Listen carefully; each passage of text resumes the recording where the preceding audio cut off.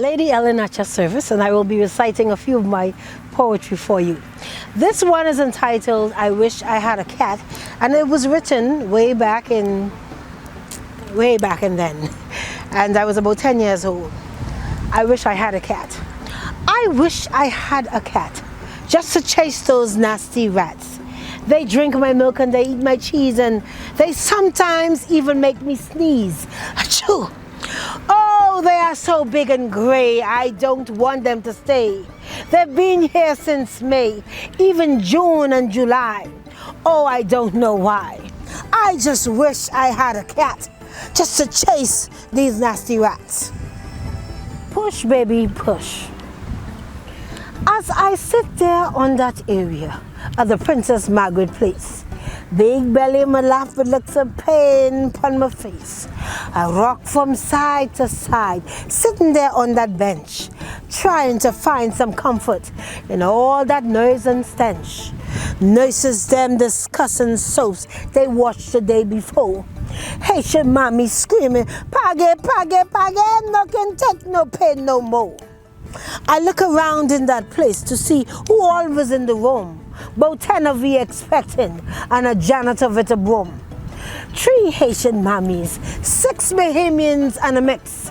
We all was waiting in line to let the doctor fix. No time for chit chat, we in some serious pain. Don't care for no kind of noise, judge the latter rain. Waiting patiently on my baby, I feel the pain within. One thing for sure, I was glad that I didn't conceive in sin. Cause one of them patients, man, she was just a child. Them nurses do she so bad and made she wait a while. I feel so sorry for she, but there was nothing that I could do but endure my pain by myself and hope I pull this true. I see the doctor dash in with the pencil upon the ears, examine the patient across from me. She was but 20 years. She baby was a pushing, cause we all could see the head. The nurses come a running to put she in one bed. In another room was a doctor who was working on Miss Big Moat. She was screaming off from she lungs, "Man, get this baby out!" Time goes by slowly as the 10 reach down to 8. Baby moving inside of me. Lord, just give me fit. I won't cry so badly, so I let the tears run down. No time for dignity, I didn't care who was looking round. The bench is so uncomfortable, so I walk around a bit, hoping that it would ease my pain, but Lord, I better sit. Moanings, groanings, and screaming is all that we could hear. Mommy and she neighbor then halfway off the chair. The nurse dashed in to help the 2 who was now on the floor, then dilated 8 centimeters, maybe even more. So one by one they go, and the room is getting clear. I hear one nurse whisper, "She could be back next year." Mama done called the mechanic man to come and fix the car. Old Betsy sitting up in the garage for more than 3 months now. Mechanic man be at me home more than I could count. And for some strange reason, he never charged Mama no amount. I come home early one day. He was stretched out in the chair. Anger rushing through my veins cause he wasn't supposed to be there. Ma come dashing from she room, all dressed down in red, smelling like some flower shop. She had petals across she bed. Mechanic man jumped to his feet, not a word he said. Mama sent me to my room, say I must go and play. I didn't like what I was feeling. Something was really wrong. Blood boiling in my veins, Papa taking mighty long. Say but 2 hours later, I see my pa coming home. Tired from me hard day's work, going straight there to his room. When he realized what was going on, Pa most catch heart attack. Cause the only thing he see was the mechanic greasy back. As he ran for his shotgun, there was no bullet in. But one by one he loaded she up, then the fight began. Mechanic man grab his clothes, dashing for the door. Pa lick off his first shot, missing him by an inch or more. As he aimed for his running legs, Ma grab a hold of his hand. Pa and went to the left, caused him to miss the mechanic man. He was sweating droplets of blood, thought he was dead for sure. He lifted his hand and said, Lord, I swear, I ain't gonna do this thing no more. Pa shoot that gun again, grazing him by an inch. He knew for sure that the next one, he was gonna feel a pinch. But mechanic man drive off in the car, never ever looking back, forgetting that old Betsy still needed fixing inside the shack. Well, Pa never mentioned to Ma about that incident at all, but he left them bullets as is embedded inside the wall. He say it's for remembrance, so that Ma would always know that he there is a real man, not some kind of puppy show.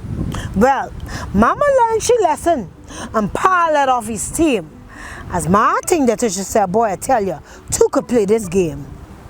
When I was just a child in high school, and I was in my English class, and at the time they had, we were studying Shakespeare and Langston Hughes, poetry and stuff like that.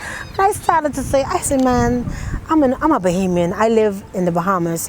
Why is it that we have to have these poetry with thou art more fairest than the sun itself? I said, why can't we have some Bahamian poems inside the schools? Why we have to have English versions and American versions? Why not some Bahamian versions? And that's how it started for me. I went home and I said, you know something, I'm gonna start writing some Bahamian poems with the dialect inside of it, our language. That was my passion. And I Wish I Had a Cat was the very first one that I would have written when I was in grade 5 or 6. I was 10 years at the time, and it branched off from there. And what I do is, every time I experience something, I can write a poem on any topic in the world. Every time I experience something, I write on it. Something happens inside our country, I write on it. And I also do customized poetry. People, they hire me and they say, I need you to write this poem about my Grammy. And they give me a little bit of information on her, and I go from there. But poetry is my thing. It brings peace to me, and I know that it is a gift from God himself. Hey, you thought this was wine. It's just apple cider. I don't drink. I don't even know how wine tastes. What I would like to say to any young individual, young, old alike, if you're alive, there's a gift that is in you that God would have placed in you from you were before you even born. And it's something that you enjoy doing. People, this thing, what is your gift that God give you that can make you a millionaire? You will do this thing, and even if someone don't pay you, you just enjoy doing it. And when you do it, you feel a peace, you feel free, you just enjoy it. That is the area you need to harvest and put your time and your effort into. Whether it's plaiting hair, whether it's playing the piano, whether it's singing or dancing, whatever that gift is, it's just a natural gift. Spend time with that and begin to utilize it. The Word of God says your gift will make room for you. So I'd like to encourage everybody under the sound of my voice that is viewing this, begin to take time in that gifting. And another thing is, if you are at a place, or let's say at a job, where every day you got to fight to put your clothes on, you rowing in the traffic to go to this place, then you are out of place, you're out of position. You need to leave that job alone and begin to tap into some of them giftings inside of you. If you like to cook, go and open up a restaurant, you understand? If you like to perform, go in and begin to go in the area of the arena. Find Gino G if you have to, and say, listen, I need to find this avenue. This is what I enjoy doing. You have to do something that you naturally enjoy doing so that you will become alive, okay? As long as you are doing something that you don't like doing, you're in prison, you're in jail. Your spirit man will never be free, and you'll never get to reach your full potential. So that is my word of encouragement for anybody. Take time and do that thing which you naturally enjoy doing, and you will become a billionaire. Some of y'all are in some situations right now and you feel like, this is it, I need to take my life. Hell no, you don't need to take your life. What you need to do is open your mouth, say, God, I need you to help me out of this situation. I don't care how bad the situation is. He's right there waiting for you to present it to him, because he's a gentleman. He want to help you, but you got to ask him for it. So listen, open up your mouth. And some of y'all, you probably can't talk. That's okay. Talk to him in your head. He can hear you from there as well. He's the author and finisher of your faith, but you have to give him permission. So I'm saying to you today, whatever that situation is, give God permission. Whatever you want to call him, I just call him Daddy. I said, Daddy, I need your help in this situation. I need you to guide me. And talk to him just the way you talk to your boys. he could understand that. I don't care what language you speak. So I'm talking to you right now. I'm saying to you, put God first and you watch him, okay? He can do it for you. He's no respected person. Thank you very much.